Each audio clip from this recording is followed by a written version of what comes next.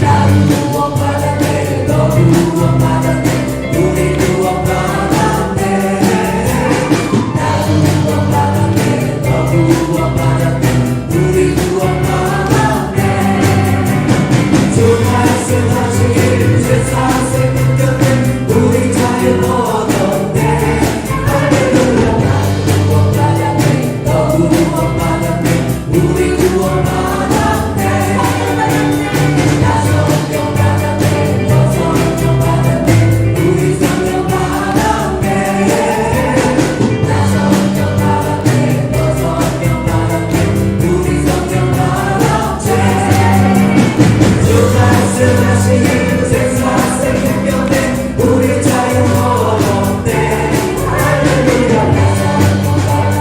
너 성경 하나님 우리 성경 하나님 나 기뻐하겠네 너 기뻐하겠네 우리 기뻐하겠네 나 기뻐하겠네 너 기뻐하겠네 우리 기뻐하겠네 주 말씀하시길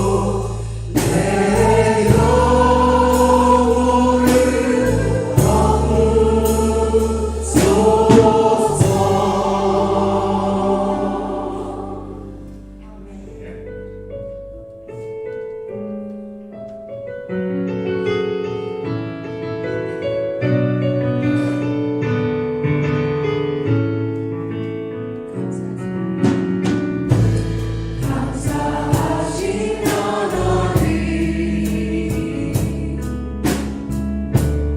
에베네셀 하나님 살아계신 하나님 에베네셀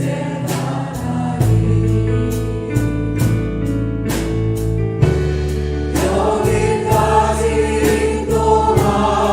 인도하셨네. 감사하신 하나님 여기까지 인도하셨네. 살아계신 하나님 감사하신 하나님 에베네셀 하나님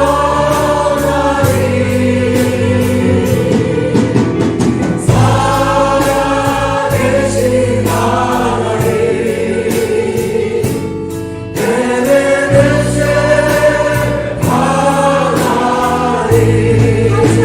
에베네셀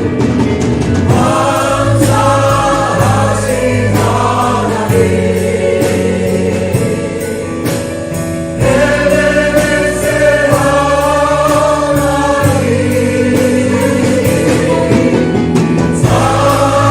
살아계신 하나님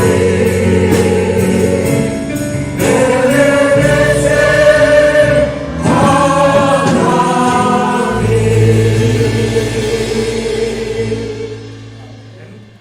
자, 우리 시간 예배를 위해서 함께 통성으로 기도드립니다. 사랑의 아버지 하나님, 참으로 감사드립니다. 참으로 아버지랑 지나간 주간도 주님, 세상 가운데 아버지랑 힘겹게 발걸음을 옮기다 이 시간 지친 몸 이끌고 주님 앞에 섰습니다. 우리 하나님 이 시간 오셔서 아버지 하나님, 주님의 피 묻은 손으로 다시 한 번 더 저희들을 거듭하여 주셔서 우리의 무거운 짐들 다 십자가 앞에 내놓게 하시고 아버지 하나님 다시 한 번 더 하늘의 양식을 먹고 자리를 들고 일어나 되릴수록 우리 주님 도와주시옵소서. 상한 마음 있습니까? 주님 싸매어 주시고 병든 몸 있습니까? 우리 주님 치료하여 주시고 이 예배를 통하여 우리가 다시 한 번 더 아버지 하나님 주님의 아름다움을 보며 하늘의 신비를 보는 저희들에게 여호와여 도와주시옵소서. 나를 향하신 주님의 뜻을 분명히 아버지 함 듣고 그 말씀이 우리를 소생케 하며 아버지 함 이상골짜기의 뼈들이 다시 한 번 더 뭉쳐 일어나 아버지 함 십자가의 군대 아버지 함 군대가 되었듯이 저희들 아버지 하나님 이 시대에 다시 일어나는 부활의 상징인으로 설 수 있도록 여호와여 축복하여 주시옵소서. 사정에서 아버지 함 각 가정에서 예배 드리는 식구들도 있사오나 주께서 감사를 내려주시고 아버지 함 속히 아버지 함 자리를 들고 일어나 한절에 모여 예배하는 이런 아름다운 역사가 있게 우리 주님 도와주시옵소서. 이 예배의 시정을 주님께 의탁합니다. 순서마다 주님 홀로 영광 받으실 줄 믿사오며 이 모든 말씀 예수님의 이름으로 기도드립니다. 아멘.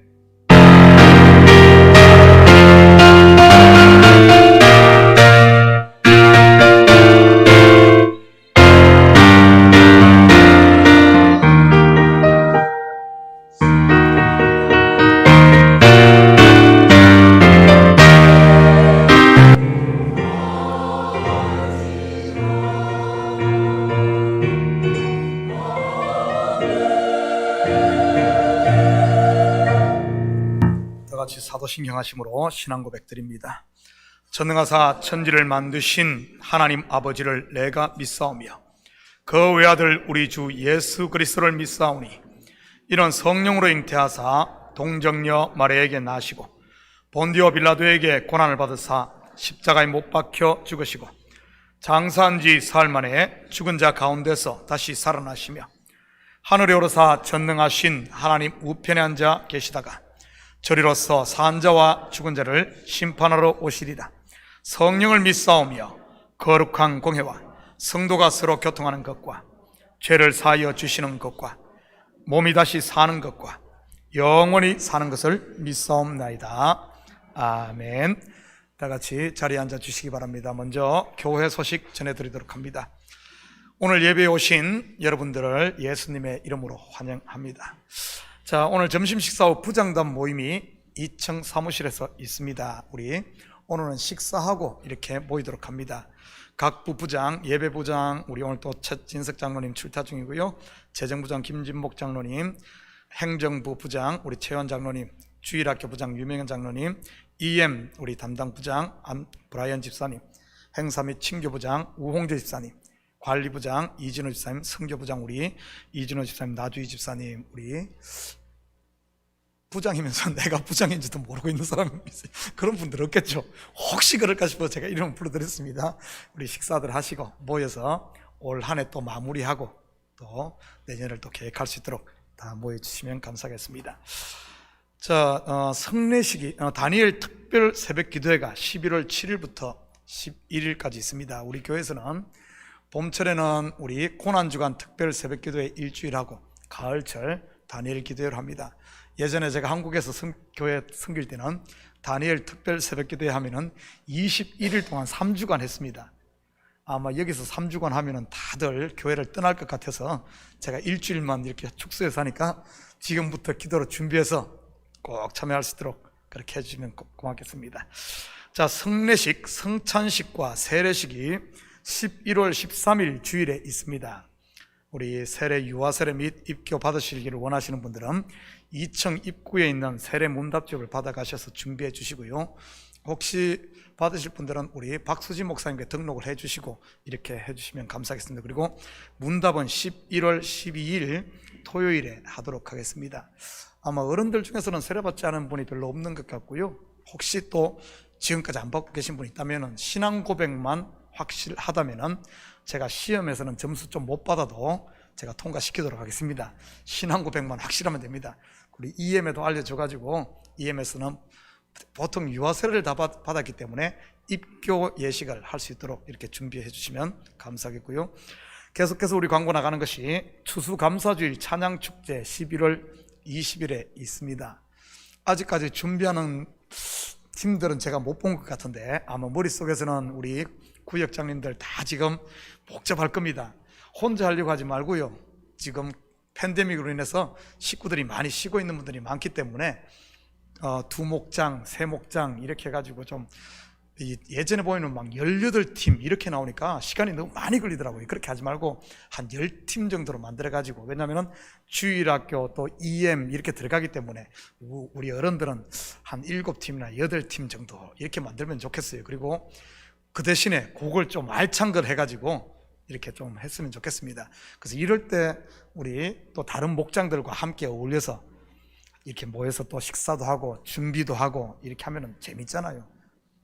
뭐 싸우지는 말고요. 또 그러다가 이렇게 하면서 좀 축제로 드렸으면 이렇게 좋겠습니다. 준비해 주시기 바랍니다. 최소한 이 일을 위해서 2번, 3번 정도로 모여서 연습들을 해 주시고요.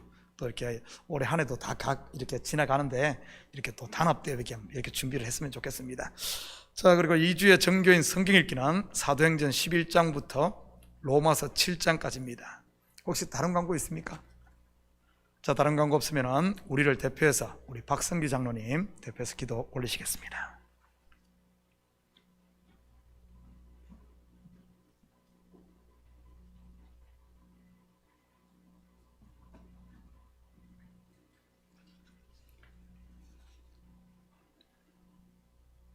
우리를 죄에서 구원해 주신 하나님 감사합니다. 한 주간도 하나님의 은혜로 승리하게 하시고 주님 앞에 나와 예배드리게 하시니 감사드립니다. 안개와도 같은 인생을 살아가면서 세상의 헛된 것들을 쌓으려고 움켜쥐고 호등되며 믿지 않는 자들과 다를 바 없는 삶을 살았던 우리의 미련함을 용서하여 주시옵소서. 오직 우리를 부르신 거룩하신 하나님처럼 우리의 말과 행실이 거룩하여 믿지 않는 자들에게 하나님이 살아계심을 삶을 통해 증거하며 살아가게 하옵소서. 우리가 살고 있는 이 미국과 우리의 조국 대한민국 그리고 전 세계의 교회들을 지켜주시옵소서. 주님의 피로 값주고 사신 교회들이 하나님의 말씀으로 돌아가게 하시고 잃어버린 양을 찾으시는 주님의 마음으로 복음을 전하는 사명을 감당하게 하옵소서. 이 세상에 너무나 빠르게 변질되고 가고 있습니다. 그 가운데서 교회들마저 중심을 잃지 않게 도와주시고 하나님께로 돌아가는 역사가 일어나게 하옵소서. 그런 백성들을 하나님이 기억하시고 모든 환난과 재앙과 기근 가운데서 구원해 주신다고 약속하셨사오니 그 확실한 약속을 붙들게 하시기를 간절히 원합니다.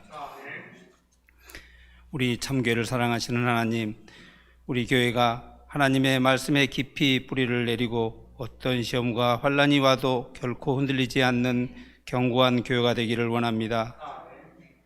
모든 성도들이 하나님 중심, 교회 중심, 목회자 중심의 삶을 살게 하사 하나님을 기쁘시게 하는 저희 모두가 되게 하옵소서. 담임 목사님 영육간에 늘 강건하게 하시고 생명의 말씀을 선포하시는데 피곤치 않도록 도와주시고 한 영혼의 목숨 거는 목회가 하나님 앞에 기쁨이 되어 많은 열매를 맺게 하옵소서. 목사님을 도와 교회를 세워가는 부교육자들과 각 기관의 기관장들에게 성령의 충만함과 말씀의 충만함으로 함께하여 주사 교회의 하나됨을 위해 기도하고 힘쓰는 자들이 되게 하옵소서. 주일학교 어린이들과 EM 청소년들이 하나님을 경외함으로 이 악한 세대를 본받지 않게 하시고 이 시대의 풍조를 따라가지 않는 구별된 삶을 살게 하셔서 요셉과 같이 형통의 삶을 누리게 하옵소서. 하나님의 영광을 높이며 찬양하는 찬양팀과 성가대의 찬양을 하나님께 올려드리며 예수님 이름으로 감사하며 기도드립니다.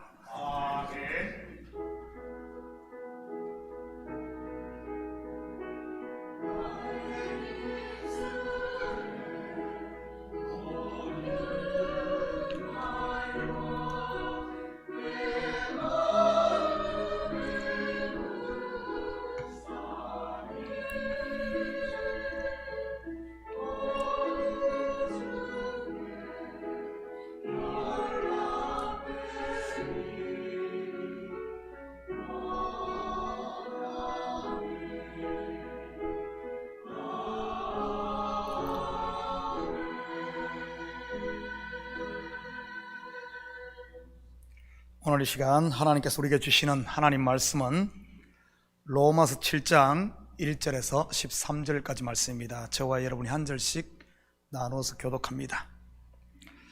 형제들아, 내가 법하는 자들에게 말하노니 너희는 그 법이 사람이 살 동안만 그를 주관하는 줄 알지 못하느냐?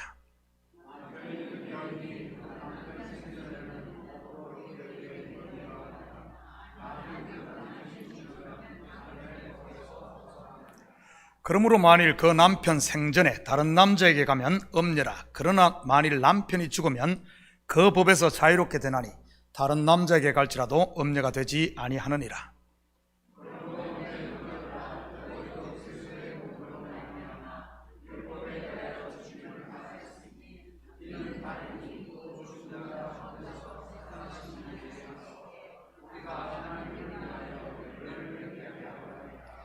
우리가 육신에 있을 때에는 율법으로 말미암는 죄의 정욕이 우리 지체 중에 역사하여 우리로 사망을 위하여 열매를 맺게 하였더니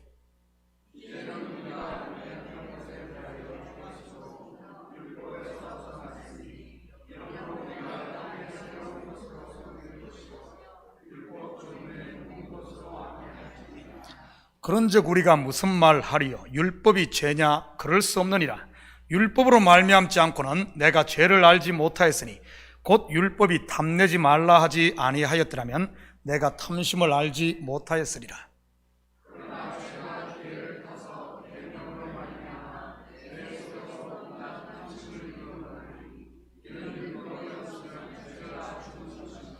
전에 율법을 깨달지 못했을 때에는 내가 살았더니 계명이 이르매 죄는 살아나고 나는 죽었도다.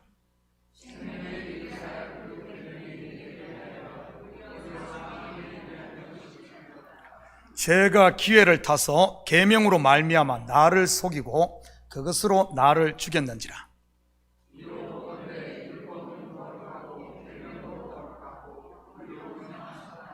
함께 읽겠습니다. 그런즉 선한 것이 내게 사망이 되었느냐? 그럴 수 없느니라. 오직 죄가 죄로 드러나기 위하여 선한 그것으로 말미암아 나를 죽게 만들었으니 이는 계명으로 말미암아 죄로 심히 죄되게 하려 함이라. 아멘. 준비하신 예물 하나님께 올려드립니다.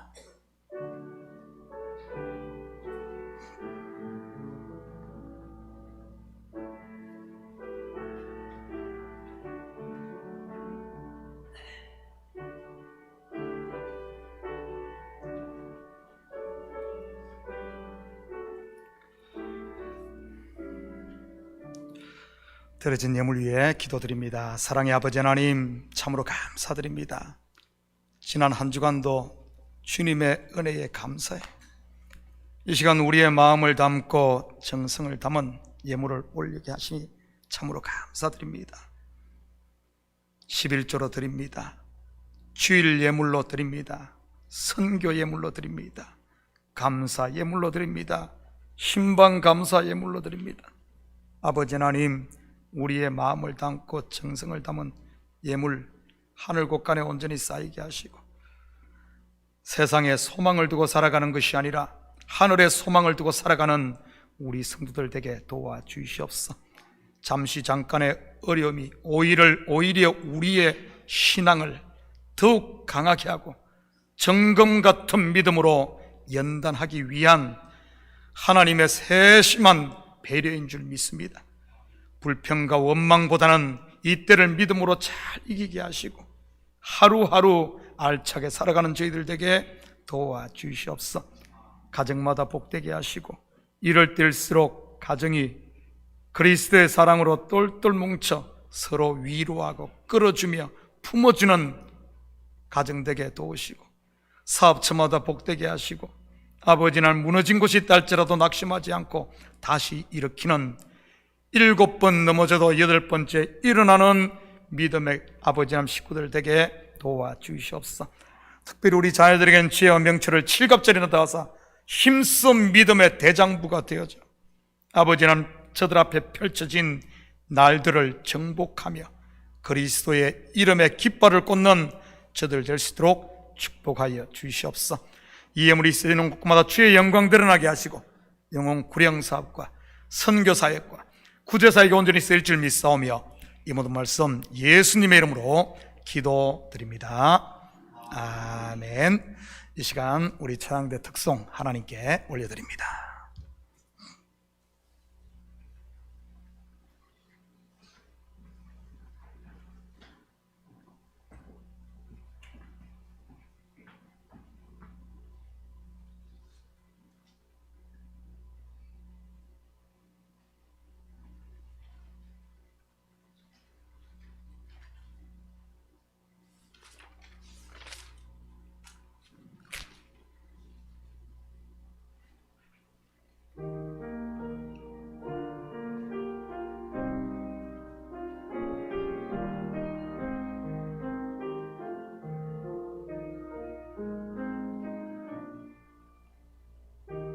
사슴이 신의 물을 찾기에 갈급한 같이 내 영혼이 주님을 찾기에 갈급하나이다. 내 영혼이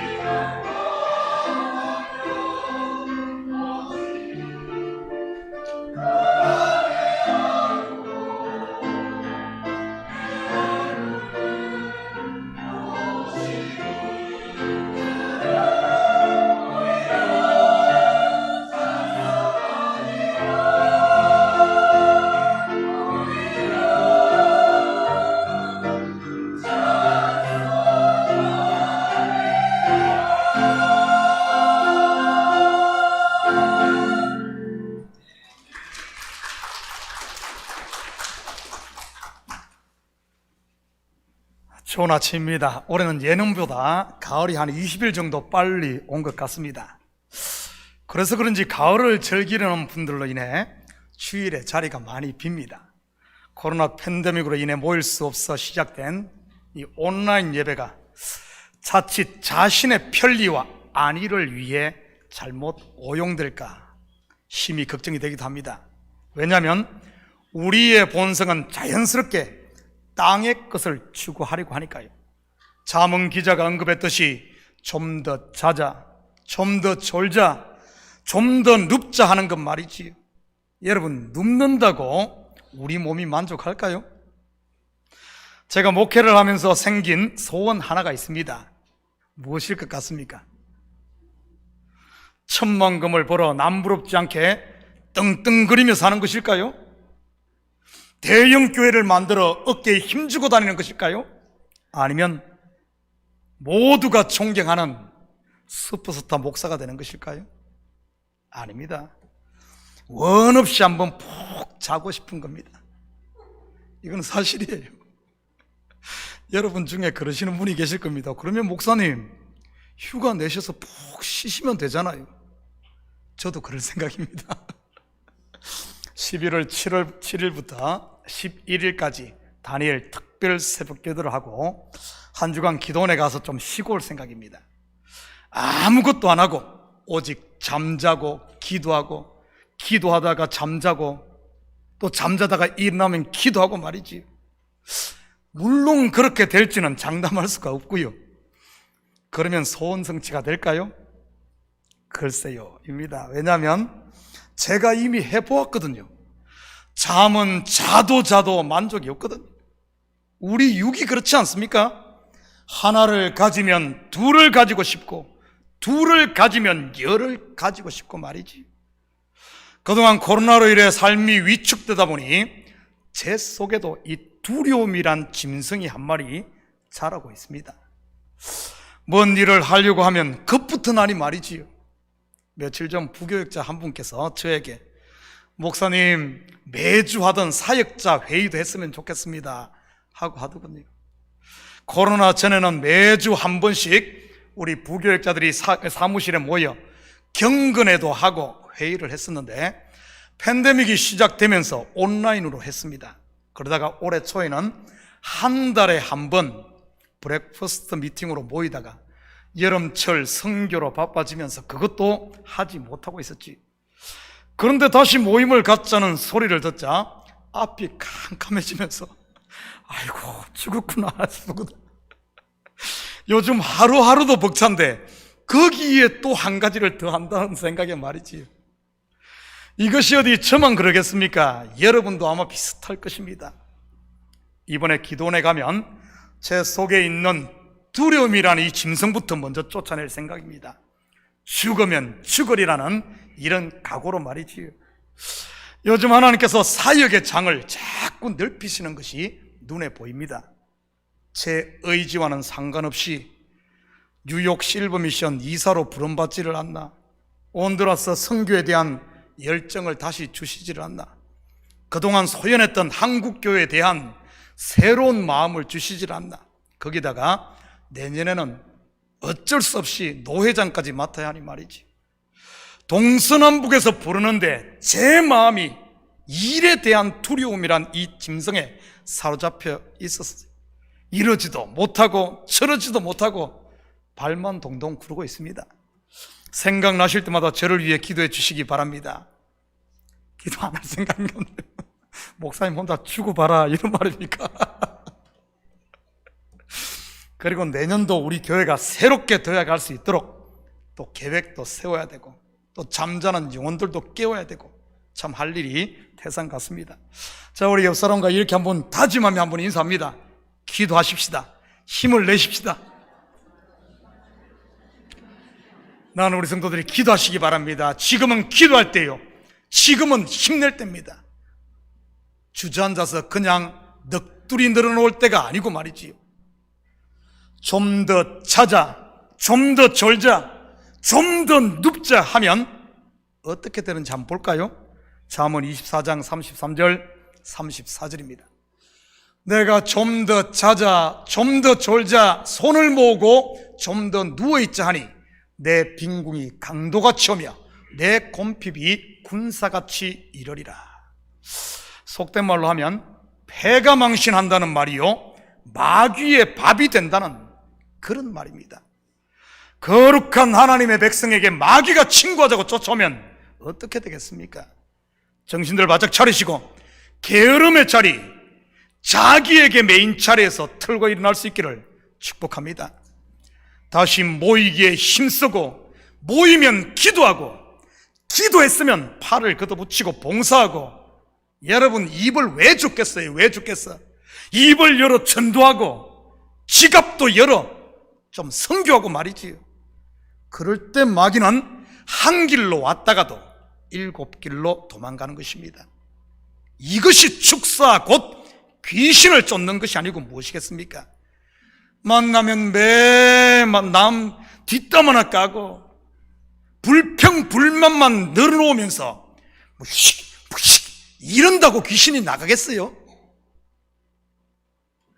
오히려 귀신이 침구하자고 바짓가랑이에 붙들고 늘어지는 것이지.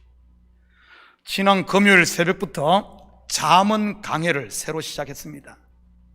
욥기가 끝나고 새벽 예배도 다시 시작을 하시고, 금요 온가족 영성 집회도 나오시고, 사성상 이 나오기 힘드신 분들은 목장 리더들로부터 전달받는 영상이라도 꼭 볼 수 있기를 축복합니다. 다들 졸아 영적으로 다 졸고 있는 것 같아요. 여러분, 유튜브 참교회 구독 신청을 하시면 새 영상이 올라올 때마다 그냥 밥법 자동으로 나오는 거 알아요? 좀 더 하셔요. 한솥밥을 먹는 것이 가족이듯이 말씀의 양식도 함께 먹어야 올바른 공동체가 되는 것 아니겠습니까? 몸은 여기 있으면서도 여기저기 인터넷을 돌아다니며 말씀을 동량해서 먹는다면 어떻게 하나가 될 수 있겠습니까? 결국은 혼자 겉돌다가 시험 들어 마귀의 밥이 되고 마는 것이지. 여러분, 잠언의 뜻이 뭐죠? 잠자는 말이 잠언입니까? 잠꼬대하는 게 잠언이에요? 잠언의 뜻이 뭐죠? 안 들었어요. 알 수가 있나? 제가 금요일 때 시작을 하면서 잠언, 찌를 잠자, 그리고 말씀은 해서 찌르는 말이라는 뜻입니다. 바로 잠자는 영혼을 찔러 깨우는 말로서 율법에 매여 사망의 종로로 사는 스스로 잘난 인간들을 뾰족한 막대기로 찔러 깨워서 생명나무요 진리가 되시는 그리스도께로 인도하는 것이 잠언이요 성경에서 말하는 지혜인 것입니다. 단순히 세상을 사는 지혜나 처세술을 가리키는 게 잠언이 아니고요. 아직까지 지난 금요일 새벽 예배 설교를 듣지 않으신 분들은 꼭 보시고 앞으로 계속 잘 따라올 수 있기를 축복합니다. 그런 의미에서 보면 오늘 말씀도 잠언입니다. 율법의 매인 자들을 깨워 은혜와 진리로 인도하는 이런 말씀이니 말이지요. 1절 2절입니다. 형제들아, 내가 법하는 자들에게 말하노니 너희는 그 법이 사람이 살 동안만 그를 주관하는 줄 알지 못하느냐. 남편 있는 여인이 그 남편 생전에는 법으로 그에게 매인받으나 만일 그 남편이 죽으면 남편의 법에서 벗어나느니라. 성경을 또 이상하게 해석하지는 말고요, 남편이 나를 힘들게 하니까 저 인간 빨리 죽어야지 내가 해방되지, 이렇게 보면 안 되는 거예요. 바울은 로마서 1장부터 시작된 믿음으로 의롭다함을 받는 칭의에 대한 구원의 원리를 마무리하면서 성도들의 신분 곧 자기 정체성이 무엇인가에 대해 다시 한 번 더 확증하고 있습니다. 지난주에는 우리는 구원 얻은 성도는 누구의 종인가로 설명을 했다면, 오늘은 누구의 아내인가로 다시 설명을 하는 겁니다. 바울의 이러한 비유는 사실 그가 고안해낸 것이 아닙니다. 구약에서도 수없이 말하고 있었던 것이지. 우리가 알다시피 바울은 구약의 정통한 신학자요, 그 율법을 철두철미하게 지킨 바리새인 중에 바리새인이었습니다. 그런 그에게 감춰져 있던 비밀이 드러난 것이라고는 할까요? 그것을 잘 보여주는 것이 다메섹 도상에서 빛으로 오신 예수를 만난 후 그의 눈에서 비늘이 벗겨진 사건 아닙니까? 감췄던 율법의 실체가 그에게 열린 것 말이지. 구약에서 첫 번째 남편이 죽고 두 번째 남편과 결혼함으로 새 남편의 아들을 낳은 여인의 이야기가 어디에 나오죠?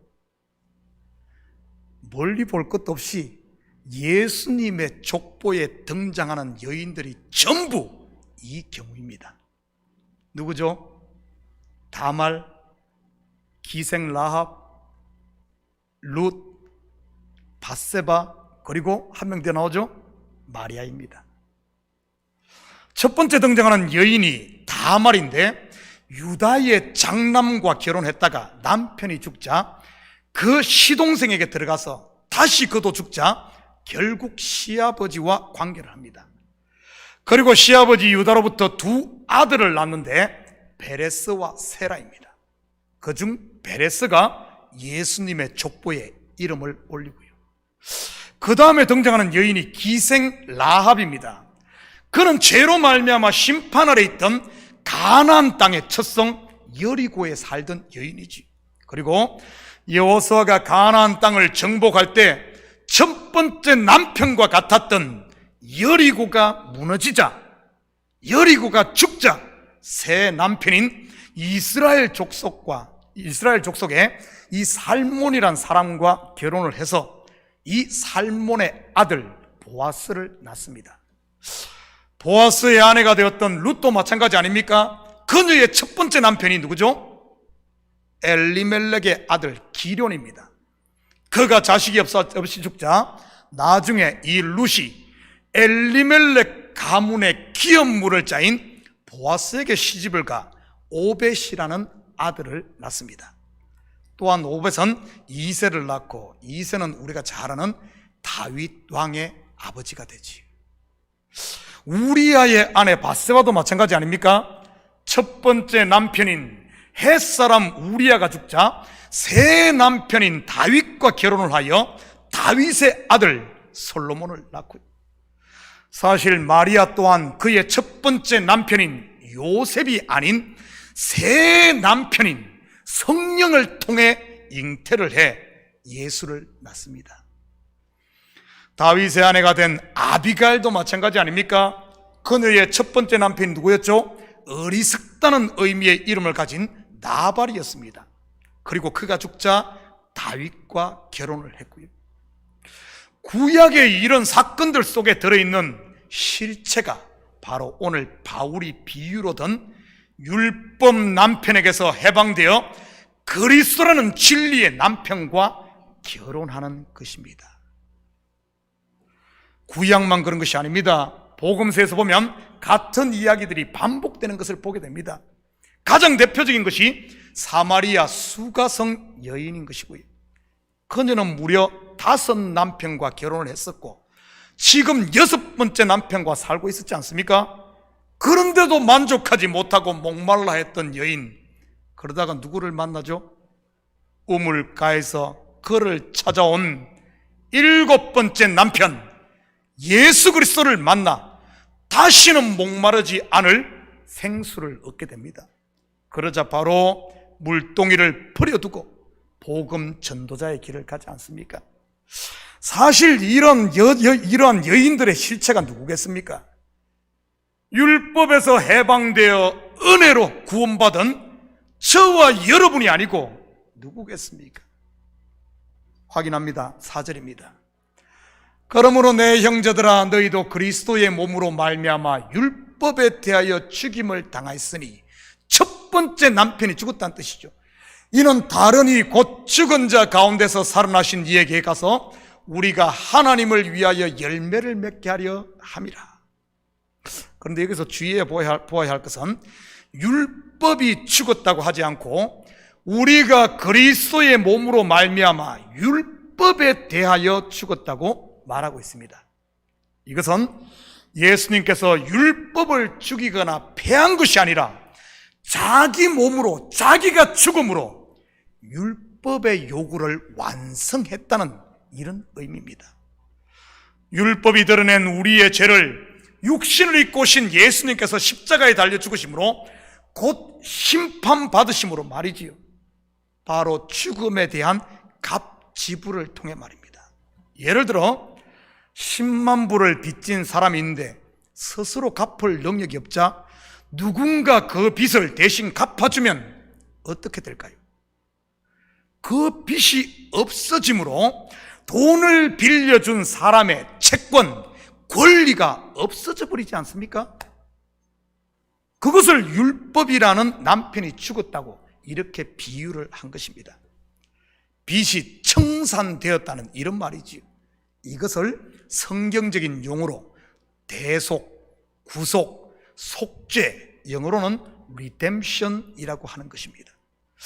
그렇다면 예수 그리스도를 믿음으로 그와 연합된 우리는 지금 누구의 아내입니까? 영적으로 말이지. 율법의 아내가 아닌 예수 그리스도의 신부 곧 아내입니다. 그러니 성도에게는 당연히 새 남편인 이 예수 그리스도, 그의 아들, 그의 열매를 맺어야 하는 것이지.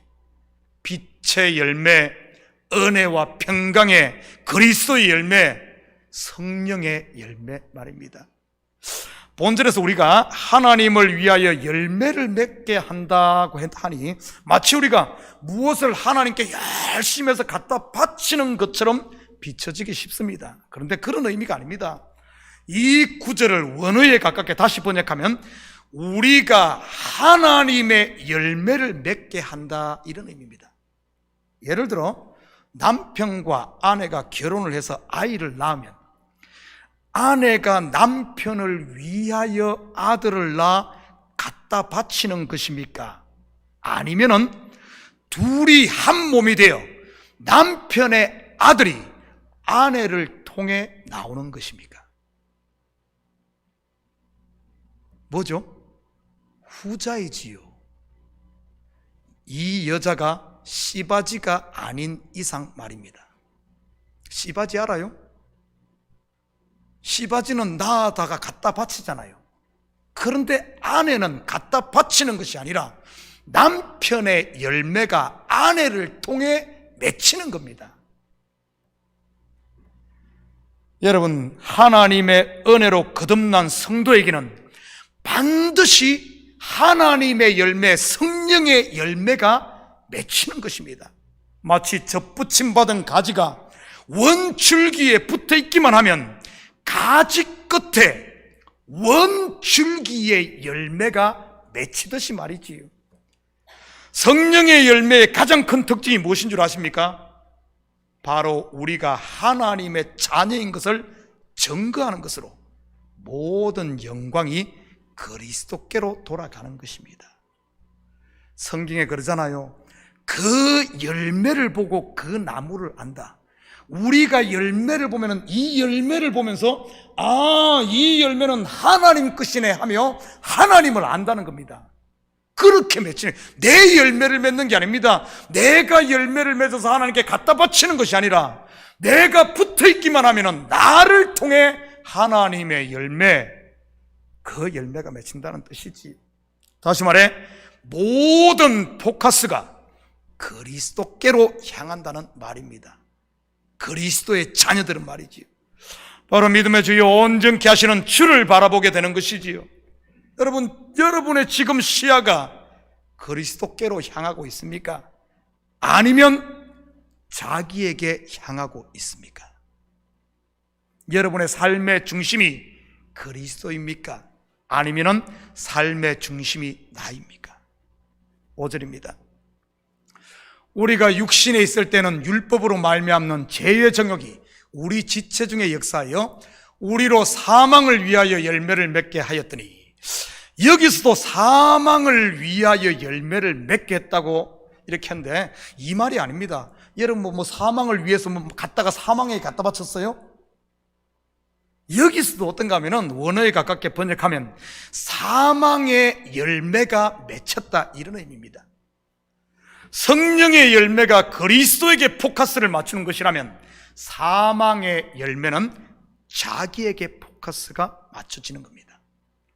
지난주 설교에서도 언급했듯이, 그래서 율법에 매여 종로로 됐던 바리새인들과 서기관들, 종교 지도자들의 입에서 항상 나왔던 말이 뭡니까?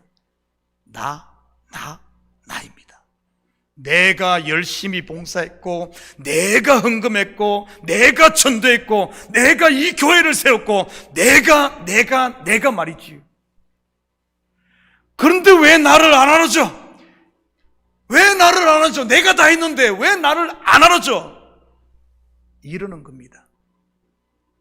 여러분, 우리 교회가 참 교회이고 우리 성도들이 참 그리스도의 성도라면 나 하는 사람 절대 영웅 만들지 않습니다.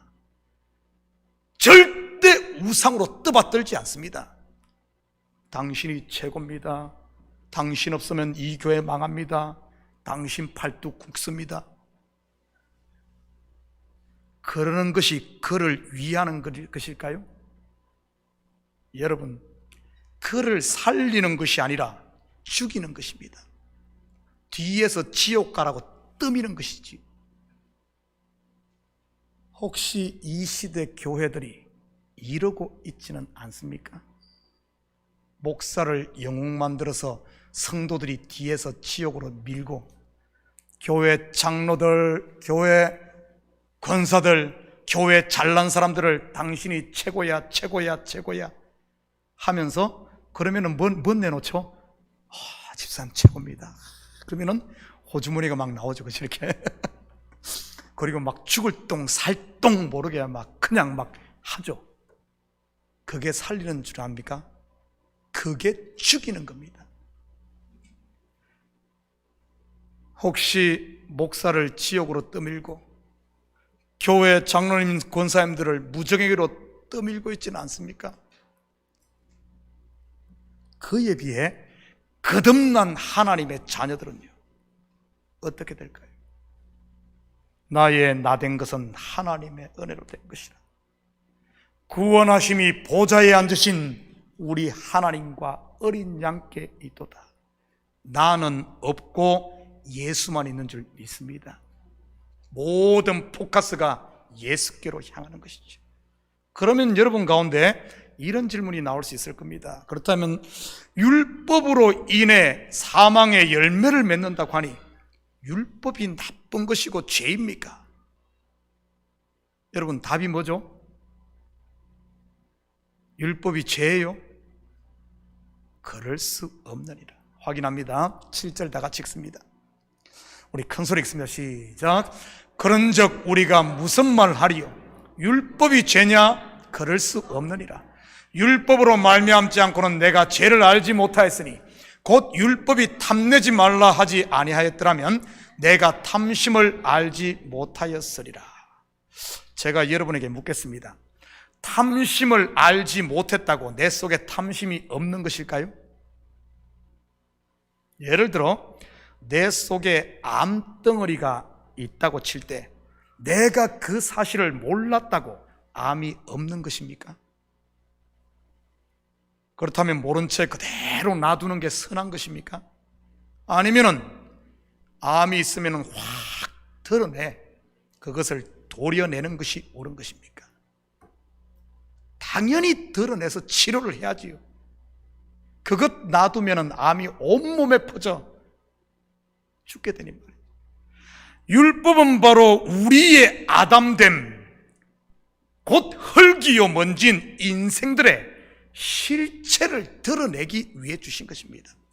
율법은 창세기 3장으로 말하면 선악과요, 출애굽기로 말하면 애굽의 왕 바로요, 다윗으로 말하면 사울 왕이요, 욥으로 말한다면 그의 새 친구와 같은 것이 바로 율법인 겁니다.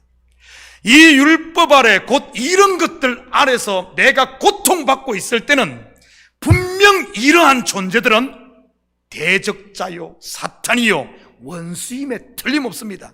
그런데 이들 곧 율법으로부터 벗어나고 나면 어떻습니까?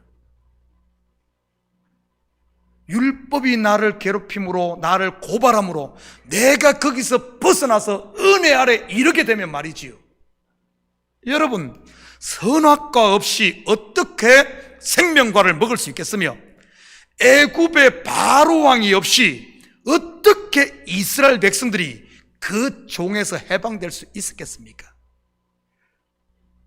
애굽의 바로가 잘해줄 때는 그들이 종살이 하면서도 400년 넘게 종살이 하면서도 그들이 자기가 종인 줄을 몰라. 바로가 그들을 억압하고 죽이니까 억압을 하면 할수록 어떤가 하면은 자기가 맞아 나는 종이구나 그 사실을 알았기에 하나님께 부르짖게 되고 그 부르짖음이 하나님 앞에 응답되어 그들을 종에서 해방시킨 것 아닙니까? 사울왕이 없이 어떻게 다윗이 이스라엘의 위대한 왕이 될 수 있겠으며 욥의 새 친구의 이 박해와 정죄함이 없이 어떻게 욥이 진리에 눈뜰 수 있었겠습니까? 율법을 벗어나 진리에 이르고 나면 그 율법 때문에 내가 하나님의 은혜를 알고 영생을 얻었구나 하며 고백하게 되는 겁니다. 모든 게 선하다는 사실이지. 마치올림픽에서 금메달을 목이건 선수에게는 자기를 잡아먹을 듯이 훈련시킨 코치도 함께 경쟁했던 경쟁자도 승리의 밑거름이었던 것처럼 말이지. 율법 없이 은혜를 알 길이 없다는 사실입니다. 9절 10절 볼까요? 전에 율법을 깨닫지 못했을 때는 내가 살았더니 계명이 이름에 죄는 살아나고 나는 죽었도다. 생명에 이르게 할 그 계명이 내게 대하여 도리어 사망에 이르게 하는 것이 되었도다. 여러분, 율법이 오자 어떤 일이 일어납니까? 내가 죄인임이 드러나고 결국 죄의 곧 사망, 나를 죽게 합니다. 나를 죽게 해요. 여러분 기억하십시오. 내가 살아있는 것, 모든 포커스가 나에게 갇혀 있고 내가 살아있는 것, 그것을 성경에서는 사망이라고 하는 것입니다. 나에게 포커스를 맞추고 있던 이것에서 이제는 이게 사망이네 하며 나를 벗어나는 것이 영생이고요. 사망 가운데 있던 나를 내가 사망임을 알고 내가 그곳을 벗어나게 한 율법이 선한 것입니까?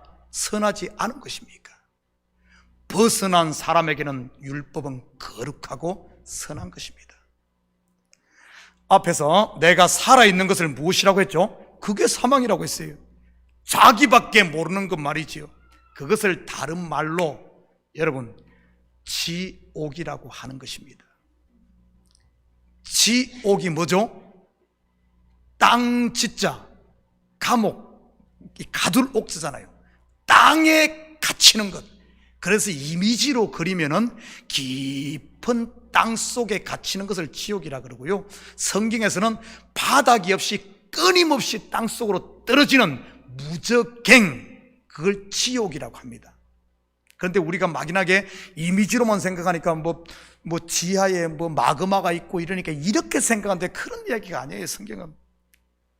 여러분, 아담의 뜻이 뭐라 그랬죠? 아담, 먼지요 흙이라는 뜻입니다. 흙인 이 땅, 흙인 자기에게 갇히는 것, 자기라는 무덤 속에 갇히는 것이 뭔 줄 압니까? 지옥입니다. 지옥은 죽어서도 가는 곳이지만 살아서도 지옥을 사는 사람들이 너무 많아요. 어떻게 보면 전부 우리 인생들이 자기가 하나님으로 착각하고 그 속에 살고 있지 않습니까? 부활 곧 영생은요, 자기라는 무덤을 열고 나와 빛 대신 그리스도와 하나 되는 것 아닙니까? 그분의 은혜를 알고 그 은혜 안에 거하는 것 말이지.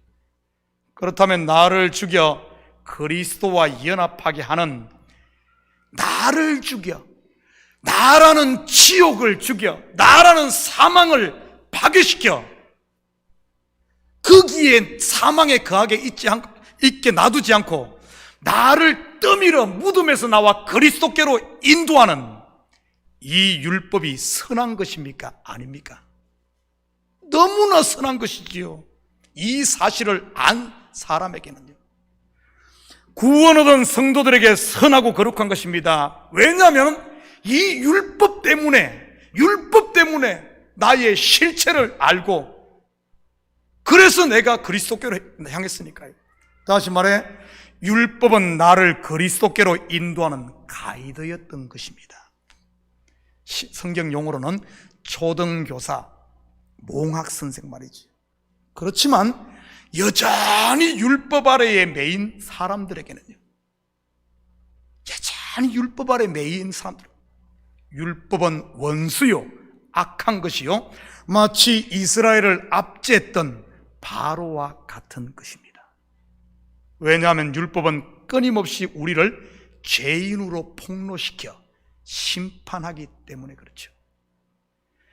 거기서 해방된 우리가 다시 그곳으로 돌아갈 수 있을까요? 애굽에서 해방된 저와 여러분이 다시 애굽으로, 지옥에서 나온 우리가 다시 지옥으로, 무덤에서 나온 우리가 다시 무덤으로, nothing인 자기에서 나와 everything이 되시는, 그래서 천국의 상속자인 저와 여러분이 다시 옛날로 돌아갈 수 있겠냐는 말이지. 지금 사도 바울은 그 이야기 하는 겁니다.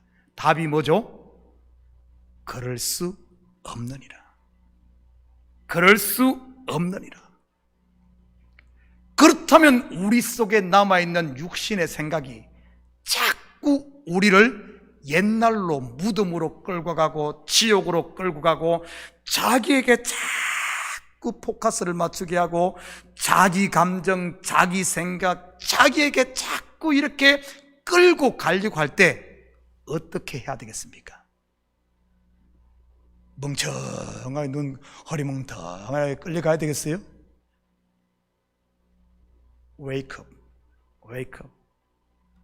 정신을 바짝 차리고, 나는 생명인데 어떻게 사망으로 끌려갈 수 있겠느냐? 과감히 싸워야지. 신앙생활은 딴 게 아닙니다. 신앙생활은 딴 게 아니에요. 생명으로 나온 우리가 지옥으로 끌고 가려고 하는 자꾸 내 속에 남아있는 이 육신의 생각과 끊임없이 싸우며 한 발 한 발 은혜 안에 거하며 그리스도께로 가는 게 신앙생활입니다. 여러분 가만히 보십시오.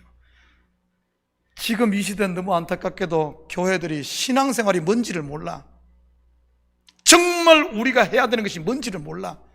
남들이 구제하고 뭐 자비를 베풀고 뭐 하고 뭐 해서 이렇게 선행하자, 이런 식으로 세상의 모든 종교가 그러니까 그게 맞는갑다고 교회들도 전부 그런 것만 관심이 있지, 땅의 것만 관심이 있지, 진짜 싸워야 될 정말 영적인 싸움을 싸우며 나에게 매이려고 하는 이것을 끊고, 아니야, 이것은 아니야, 그리스도를 바라보면서 용서하고 사랑하고 품어주면서 내 감정이 좀 상하더라도 저도 하나님께서 그리스도를, 예수를 통해 구원한 형제야 하면서 그들을 품고 이렇게 해야 된대. 그런 거에는 관심 없고 매 전부 자기 감정에 사로잡혀서 요만한 말에 시험 들고 요만한 것에 상처받고 아웅다웅 아무리 채워도 채워지지 않을 거기에 인생들을 다 소비하고 있지는 않냐는 말이지요. 한번 봐요. 왜 여러분 우리의 삶이 힘듭니까? 전부 자기에게 매여 있어서 그런 것 아니에요. 자기에게. 내가 교회에 이렇게 열심히 했는데 왜 목사님은 나를 안 알아줘?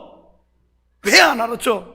이런 것을 자기에게 매여 있으니까 여기 가도 서운하고 저기 가도 서운하고 여기 가도 그러고 저기 가도 부딪히고. 우리의 시야가 왜 그런 줄 알아요? 이게 싸우지 않고 그냥 싸움을 안 하고 있으니까 그런 거예요. 정말 구원하던 성도들, 이 싸움을 통해서 믿음의 주여 온전케 하시는 예수님만 바라보게 되면 여러분, 누가 나한테 뭔 소리 한다고 뭔 그게 됩니까? 맞아, 나는 그런 사람이었어. 그런데 하나님께서는 나를 이렇게 하나님 자녀 삼았어. 누가 뭔 한들 그게 어떻습니까? 그게 우리의 실체인데 오히려 그걸 통해 맞아, 나는 그런 사람이었어. 욕을 먹으면 먹을수록 나는 그런 사람이었어. 오히려 나를 깨우는 그 사람의 그 상처 주는 말이 오히려 나의 아담됨을 깨우는, 나는 그런 사람이었음을 깨우는, 그것이 잠언으로 들리는 거예요. 지혜의 말씀으로 들리는 거예요. 지혜의 말씀. 성경만 읽는다고 지혜의 말씀이 오는 것이 아니라 내가 깨어있으면은 모든 만물이 다 나를 깨워서, 잠자고 있는 나를 깨워서 진리 안으로 그리스도께로 떠밀고 있는 다 하나님 말씀이요, 하나님의 말씀이 온 땅에 충만하도다. 충만하도다. 이 시간 예배 시간에만 있는 것이 아니라 아내의 말도 하나님의 말씀으로 들리고, 가다가 교통사고 나는 것도 하나님의 말씀으로 들리고, 누가 나를 욕하는 것도 하나님의 말씀으로 들리고, 그러면서 나를 깨워 나는 은혜 받은 사람이지, 감사하게 하는 겁니다. 새벽 예배 때 우리 잠언 공부하니까 잘 들어요. 사랑하는 성도 여러분, 이 한 주도 내 마음 한 구석에 숨어 좀 더 자자, 좀 더 졸자, 좀 더 눕자 하고 우리에게 손짓하며 우리를 자꾸 뒷걸음질 치게 하는 육신의 유혹에 지지 마시고, 여러분 과감히 자리를 털고 일어나 이제는 일어날 때요, 오직 주만 바라보며 은혜와 평강의 하나님을 누리며 삶으로 말미암아 우리를 통해서는 빛의 열매, 성령의 열매를 풍성하게 맺어 나의 삶을 통해서는 모든 사람들이 아, 저 사람은 하나님의 사람이구나, 문목사가 보이는 것이 아니라 나를 통해서는 예수의 은혜를 보는 이런 정인의 삶, 바로 이것이 성도의 삶 아니겠어요? 이 한 주도 우리 성도들을 통해서 어두운 가운데 빛을 비추는 정말 그리스도의 편지가 되고 그리스도의 향기가 되는 이런 이 시대 참 교인으로 살 수 있기를 주님의 이름으로 축복합니다. 같이 기도하십시다. 사랑의 아버지 하나님, 참으로 감사드립니다. 맞습니다. 지금은 자다가 깰 때요, 기도할 때요, 아버지함 싸울 때입니다. 좀 더 자자, 좀 더 눕자, 좀 더 졸자, 이러다가는 사단의 밥이 될 수 있사오니 하나님, 우리 성도들 다 깨어나 기도하고 우리의 마음을 활짝 열어 나는 없고 예수로만 채워지는, 예수만 바라보는 빛의 삶이 되게 도와주시옵소서. 감사드리며 예수님의 이름으로 기도드립니다. 아멘. 우리 다 같이 자리에서 일어납니다. 우리 찬송 364장 우리 함께 찬송 드리신 후에 축도로 예배를 마칩니다.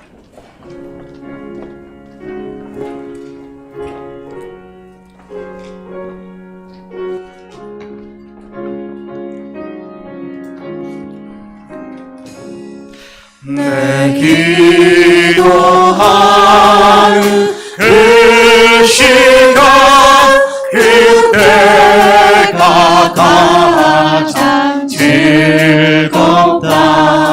이 세상 근심 걱정에 얽매인 나를 불사 내 진정서원 주 앞에 나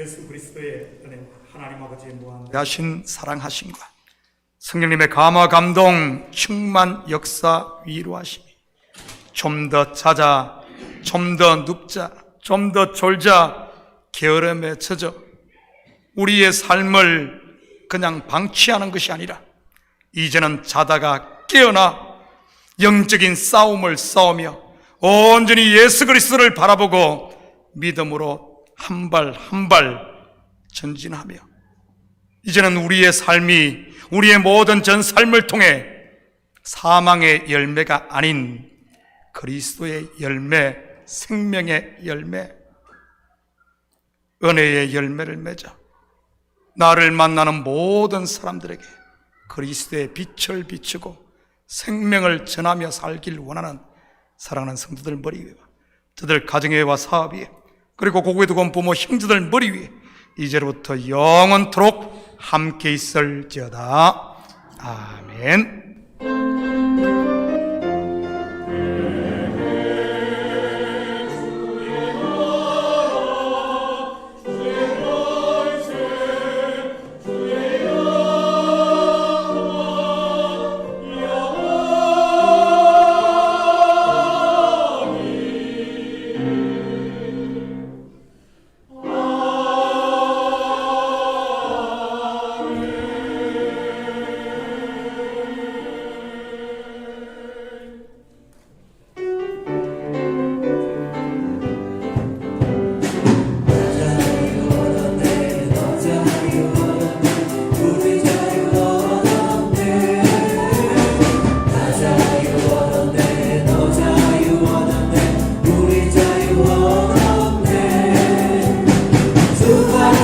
하시길